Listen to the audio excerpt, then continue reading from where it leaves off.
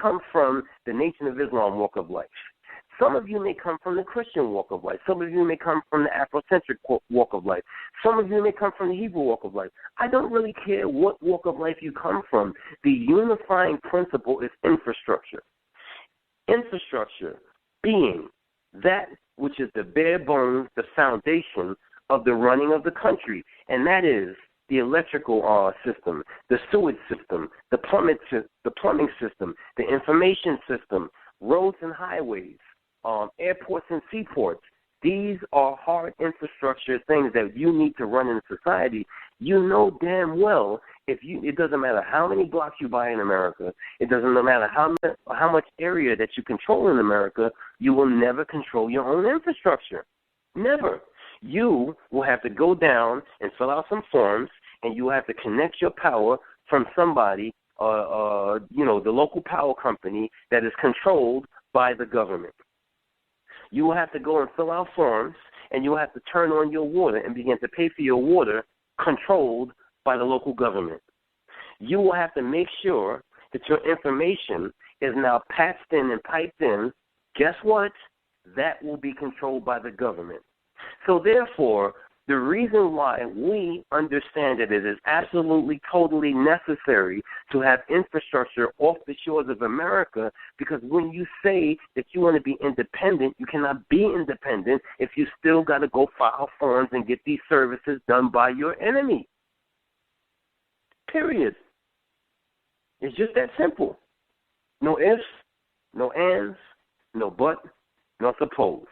And so therefore, infrastructure is what united all of us, because that trumps religion. It trumps ideology. It trumps biases. It trumps prejudices. It trumps discrimination. Because at the end of the day, I don't give a damn who you are or what you do. If you could contribute to the running of a nation's infrastructure, to me, this is what you need. This is what we need to unite on. See, the problem with unity with black people today is that we don't have a common denominator that we can unite on. We have said that the common denominator that we should unite on is that we want to see our people free. Various people have black people have various different reasons or various different visions or understandings of what exactly is freedom. Some think freedom is spiritual freedom. Freedom to practice whatever religion you want to practice. Some think freedom is economic freedom. Freedom to, basically conduct business and trade in whichever way that you want to. Some think that freedom is political freedom. Freedom to put your own officials into office, and they then make the laws and policies of the land of the guy that you say is your enemy. And so therefore, we at the DAIO, the freedom that we're talking about, as far as I'm concerned, as far as I know in my heart of hearts, the freedom that we're talking about is the freedom that trumps everything else, because the freedom that we're talking about is freedom of infrastructure. Do you understand what I mean? Freedom of infrastructure. Freedom to now control that which runs your nation and is the backbone and lifeblood of your nation. Period. Quite frankly, every black organization was brought down by infrastructure. Do you understand that? Do you understand that? Have you ever really thought about that? Every black organization was brought down by infrastructure. And the reason being is this. All they have to do is pull the strings on your infrastructure, and it doesn't matter how much property you acquired. It doesn't matter how much how much space that you occupy. It doesn't matter how much you legally do. They can always pull the rug from under you by controlling your infrastructure. And so therefore, they can, basically trump up tax liens on your properties. They can, they can cut off water to your properties. The Flint, Michigan situation should let you know that even the water is not safe. And if they want to poison you through the water, basically what are you going to do? You are screwed. And the reason why you're screwed is because water is part of the infrastructure system. Those brothers and sisters who are in Flint that are poisoned and being terrorized by that system, that is an infrastructure problem. It is white people using infrastructure against you. And you need to understand that. If you're a nationalist, go see Fifth Wave. If you're conscious, go see Fifth Wave. Please. That is, to me, one of the most important movies of 2016. if you're going to look at things in the abstract or in the metaphorically. In this movie, Fifth Wave, it's an alien invasion. They call them the others. You never really see who the aliens are, by the way. And first, a big mothership comes into space, the usual situation. And the first thing that happens is an EMP burst hits the whole planet. Everything that runs on electricity or magnetism goes out. No cell phones, no car, airplanes start falling out of the sky, all of that. That's, brothers and sisters, that's infrastructure. That's infrastructure. And if somebody controls your infrastructure, you are basically screwed. Because without power, without any of that stuff, you're back in the Stone Ages. Those people were back in the Stone Ages. You saw cars in the streets. You saw buildings crumbling. You saw all of that. The second wave basically was natural disasters. I don't know how they did it, but they started causing earthquakes, all sorts of tsunamis and things like that. This started washing out the people. But the third thing was biological warfare. So they infected mosquitoes, and they infected birds, and they gave the birds like an elevated form of the bird flu. And it basically killed, I want to say, like 80% of the population. The only thing that was left was like a small 10% of the population. And what they did with the fourth wave was they killed all of the adults, and they took the children, and they retrained the children to now look at anybody that was a survivor as the enemy and set the children to kill the adults. Does this sound familiar to you? This is fifth wave. This is how Hollywood be putting the truth right in your face. And so therefore, brothers and sisters, infrastructure, when you look at the Flint, Michigan situation, the water supply is infrastructure. And warfare, in many cases, the greatest or the height of warfare is to be able to defeat your enemy without taking one shot, throwing one blow, or wasting one arrow. It's the ability to defeat your enemy with sometimes movement. It's the ability to defeat your enemy by seizing their power supply, by seizing their food stores and things like that. Basically, if you can move on the enemy's logistics, a lot of times you can defeat the enemy. Napoleon was good at this. Stonewall Jackson was good at this. William Tecumseh Sherman was good at this. Sun Tzu wrote in such fashion that is what you should do, and many other Chinese writers and African generals. This is what they did. Hannibal was extremely good at moving on your infrastructure. He understood that.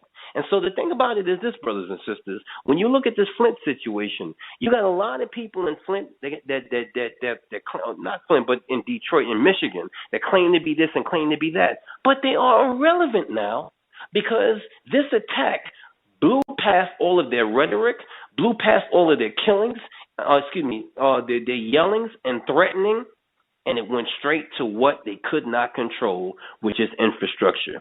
This is why I said it before, and I'll say it again. I don't care what any of you come on YouTube and say about us. I don't care what you say on the internet or blog talk or whatever. You don't have a nation if you don't control infrastructure. That Flint situation should tell you that. Not only did they didn't cut off the water supply to the people, they just poisoned the water supply. And not only is it now affecting the adults, but it's affecting the babies. Let me tell you something, brothers and sisters. Again, I got 5 children. So for me, it's kind of hard to even think about my child now growing up with brain damage and body damage from lead poisoning that I could not control. Now, mind you, my children don't drink water anyway. They don't drink water from the tap. They drink it from the bottle. And I'm not saying that the bottle water that you get is any better, but it's damn sure better than tap water because tap water has fluoride in it and said other things like that. So if you're listening out there and you got children, you should know from this situation now, do not let your children drink tap water ever. I don't give a damn what city you're in. Don't let your children drink tap water. But that really doesn't matter because even if you bathe with the water, it still gets in your skin. And so therefore, brothers and sisters, what we're saying to you and what we're proposing to you from the BAIO is very simple. When we say land, infrastructure, and nationhood, infrastructure has a capital, maybe even a triple or quadruple capital I. And the reason being is that you cannot fight any fight, you cannot prosecute, you cannot defend yourself against any oppressor if you don't control the infrastructure. Understand something. When you're going to a Middle Eastern country to fight a war, and you're fighting against what's called quote unquote insurgents. Do you understand that that's their infrastructure? Do you understand that America is taking over their infrastructure, but they can never really control their infrastructure because it's not theirs? Do you understand that they've been over there for so many years because they can't control their infrastructure? Do you understand that? Do you understand that? That's what's not being said on TV. That's what's not being said on the news outlets, is that the war really is going to drag on because it's a foreign country and you never can really control their infrastructure.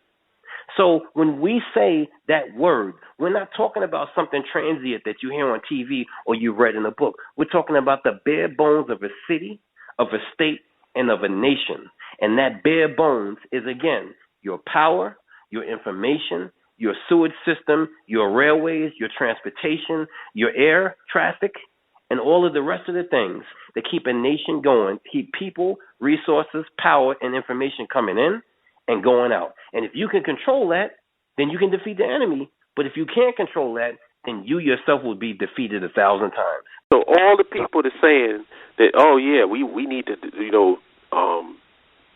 buy black and buy da and do this and do that, they don't understand that that can be done and that can be achieved, but it can be achieved a whole lot faster if you have your independent nation state outside of America.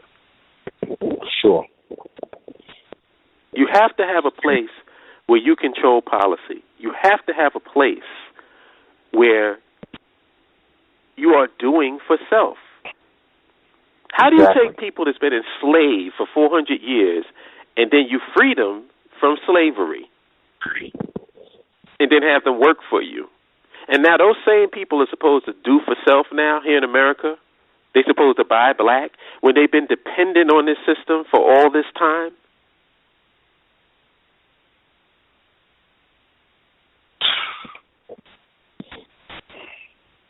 That's just common sense.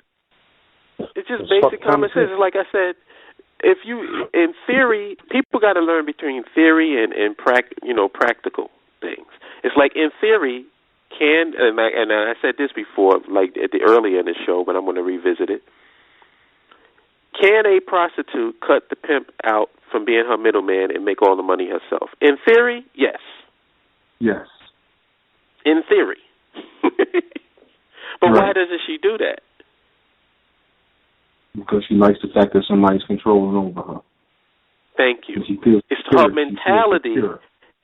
Her mentality as a prostitute makes it impossible for her to have empowerment. If she was thinking about empowerment and she had self-esteem, she wouldn't be a prostitute to begin with. And it's the same thing with people here in America. How do you expect black folks are going to do for self? They're going to cut themselves out of the white power structure while they're still living in the white power structure. So you're going to still live in the white power structure, but you ain't going to deal with white people. Really? I mean, in theory that can happen because the Chinese have the Chinatown and they deal basically with each other inside of America. But the key word in Chinatown, as I tell people all the time, is China. They have a base of operations that they do business with. So, yeah, they can have a nation within a nation inside of America, but it's really just a satellite nation within a nation. And their satellite nation is in direct communication, in direct line of trade with China. All I'm saying is, and all the BAIO is saying is, can we do the same thing with Africa? That's all I'm saying. Whenever you say nationhood, whenever you talk about Africa, the first thing to do is the catchphrase, the buzzword, back to Africa pops up in people's head, and then automatically it's a negative response. There are about 44 million of us here in America. All 44 million, there's not going to be a reverse transatlantic slave trade where all 44 million of black folks is going to up and get on boats and go back to Africa. That's not what nationhood means. If you want to know what nationhood means, all you have to do is look at, let's say, I'll use that as an example, Chinatown in America. If you were to go to Chinatown in America, and I often do, I go down to Chinatown in New York, you would never think that they were actually a part of the public school system. Because when you go to a Chinese public school, it looks like a Chinese school. It's all types of Chinese culture, all types of Chinese, symbols and signs. You would never think that you were in a public school. When you see how the Chinese control their area, same thing with the Jews, same thing with the Italians, same thing with the Koreans. All of them control their areas. You really don't see a lot of Chinese and Korean politicians. I haven't seen any Asian person running for president of the United States, to my knowledge. I mean, maybe they are, but I haven't seen them. They're pretty much, they haven't really integrated into the society. They're here making money, right? Yep. Have they brought the American dream wholesale? No. Some of them have become westernized, but the vast majority of them use America. Now, how can we do that? Well, we can't, because we're here and we're American citizens. So we are very limited as to what we can do. We're treated as a nation because people treat us based on us being black, just on aesthetics. But we don't have any base of operations. We don't have any center of power. Where is the center of power for the African here in America? Where is it? It doesn't exist because we haven't created it. Doesn't exist. So what we're proposing is, it only is going to take about 5% of that 44 million, and financing and backing and support of the rest of the vast majority of people in America to establish their nation state or outside of America. And the reason why you have to do it outside of America, I'll give you a simple reason and example. Let's say that you want to trade with Cuba or North Korea or somebody that's considered an enemy of the United States. How do you trade with them when you can't use the United States roads and highways, you can't use their airspace, and you can't use their shipping lanes? How do you trade goods with that country? You can't, because you're here and you're an American.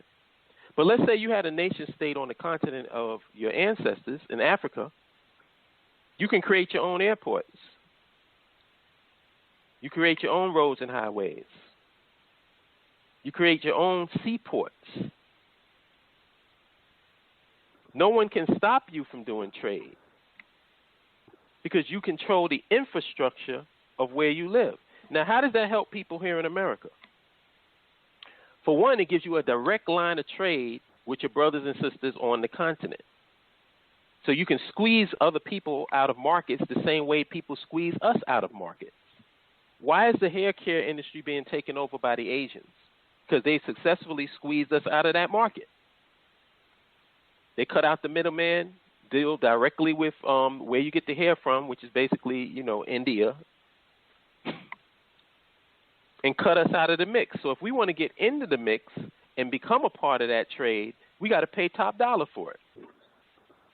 So, and that's just one example. I can give you a laundry list of examples, but that's the basic premise. The basic premise is that we have to establish something that's of our own, and we cannot do it here in America.